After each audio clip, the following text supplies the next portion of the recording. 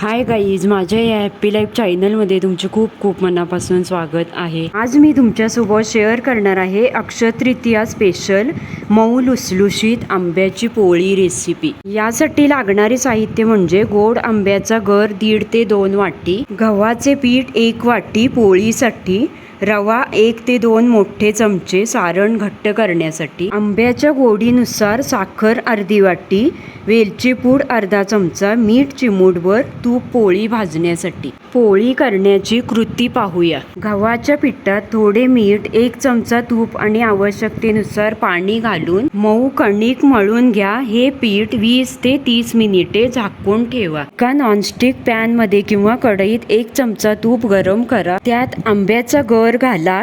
गर गरम झाल्यावर त्यात साखर घाला। मिश्रण घट्ट होईपर्यंत मंद आचेवर सतत हलवत राहा। मिश्रण थोडे घट्ट झाले की त्यात वेलची पूड आणि आवश्यक वाटल्यास थोडा रवा घालून मिक्स करा, जेणेकरून सारण छान घट्ट होईल। हे सारण पूर्णपणे थंड होऊ द्या। मळलेल्या कणकेचा छोटा गोळा घ्या आणि तो थोडा लाटून घ्या। त्यामध्ये थंड झालेले आंब्याचे सारण भरा आणि कडा बंद करा। आता हलक्या हाताने पोळी लाटून घ्या। तवा गरम करून त्यावर पोळी टाका। दोन्ही बाजूंनी तूप लावून मंद आचेवर छान सोनेरी होईपर्यंत भाजून घ्या। ही चविष्ट पोळी तूप लावून अक्षय तृतीयेच्या सणाला नैवेद्य म्हणून सर्व करा। आणि माझा हा स्वीट मेनू आवडला असेल तर नक्की ट्राय करून पहा।